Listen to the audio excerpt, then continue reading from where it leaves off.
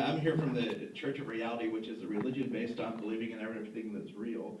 And I want to, encourage you. I really like what you had to say about fact-based decisions and taking reality into consideration when putting together this bill. And reality is important, and I think that everybody should embrace reality. And how many people here think that reality would be a good thing to take into consideration when doing a healthcare bill? I would like to see that the vocabulary of reality work their way into this debate, because so much of the debate has been around things like death panels and things that just aren't real. And I think that having an honest debate about the facts and the way things really are will help America be stronger, because over the last 8 years, America has turned its back on reality, and that's how we got in the shape that we are now. So I just want to make that comment. Thank you very much for your attention.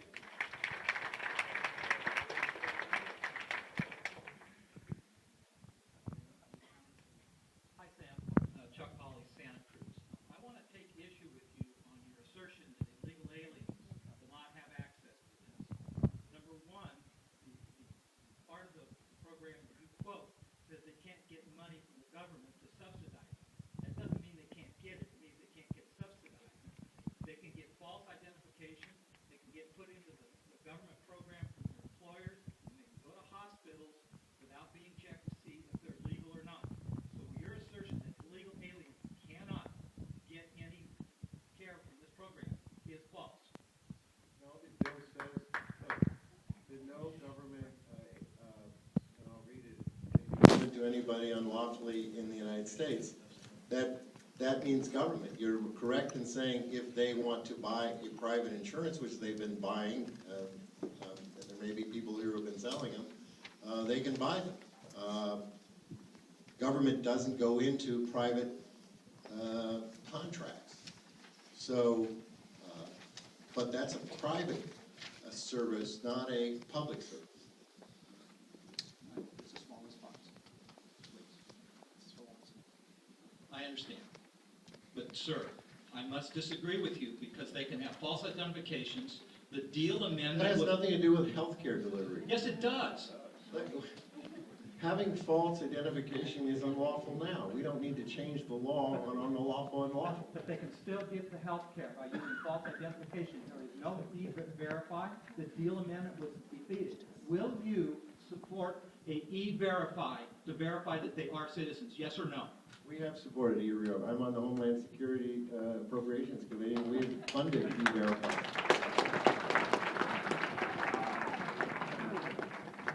Do we have anybody from Watsonville here?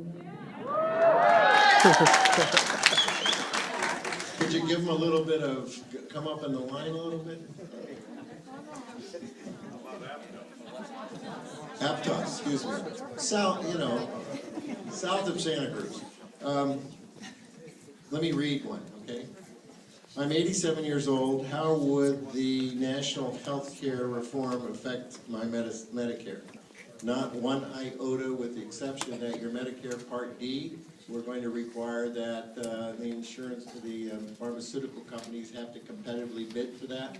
So the cost of your medicine, the cost of prescription drugs will come down.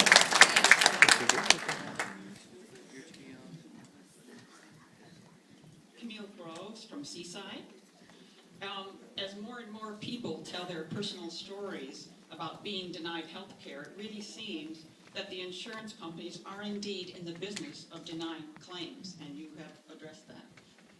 And in this morning's Herald, I read that Pfizer, the world's largest drug maker, has been fined $2.3 billion for illegal drug promotions.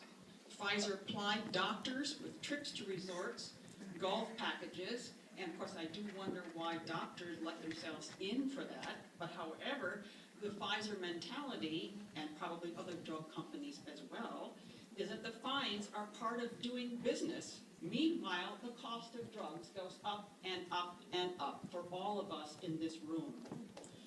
So my question is there anything in the health care reform bill that addresses that issue? Pfizer cheating or doctors playing golf? Good question.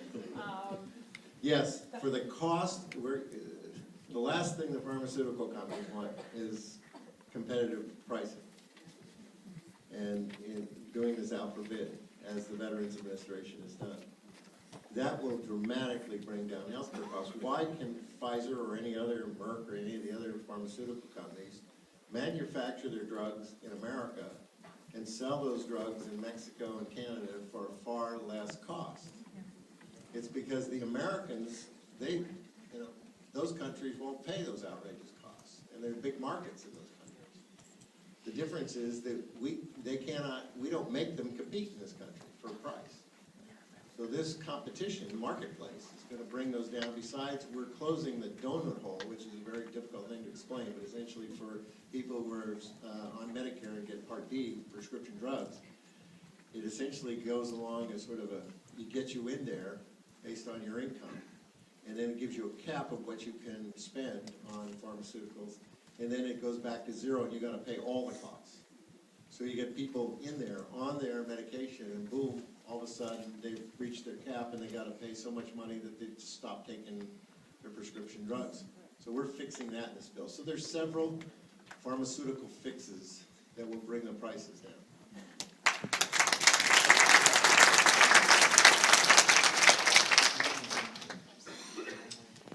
Hi, Sam. I'm Linda Marin, and I'm from Watsonville. And first of all, I want to thank you for, when I write you letters, you always send back very informative and long explanations of things, which were very helpful to me. And I'm understanding from some of the letters that you've written that you are going to only vote for this public option, for this healthcare reform legislation if it has a public option in it. That's correct. I want to thank you for that. And then having said that, as somebody who would far prefer a single payer program, I am, which would cover healthcare for all, which I think really is a human right.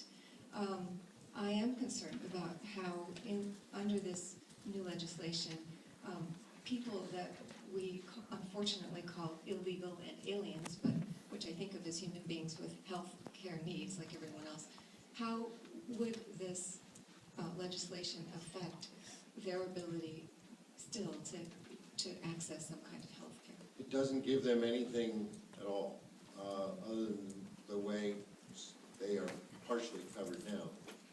That is usually the undocumented person. If you end up in an emergency room, then people are there to give you emergency service.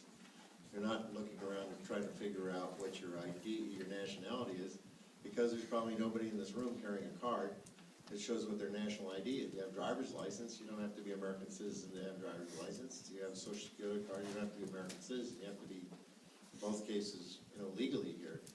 But there's nothing, we don't have a national ID. So other than a passport, a birth certificate, which most people don't have on them, and the job of the emergency room is to administer that care. So indeed, if there are undocumented or unlawful people in America, people without papers, those services would be granted. The hospital does that now. It has to eat those losses, unless those people, as I said before, they could go out and buy healthcare insurance from a private vendor who usually doesn't check your nationality either. Neither does a banker when they put their money in the bank. Neither does the government when we collect their Social Security and income taxes. They can't get them back because they're not lawfully a claimant at the end. So the answer to your question is nothing in this bill helps them, and all the existing laws remain the same. We will have to address that, which is another big controversial issue called immigration reform.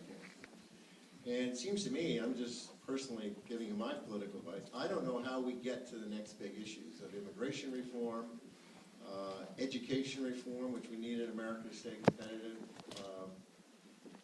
global warming, which the energy issues that the House has passed, Senate hasn't taken up. These are big ticket items, and I don't know how we keep the credibility in Congress if we can't deliver on health care.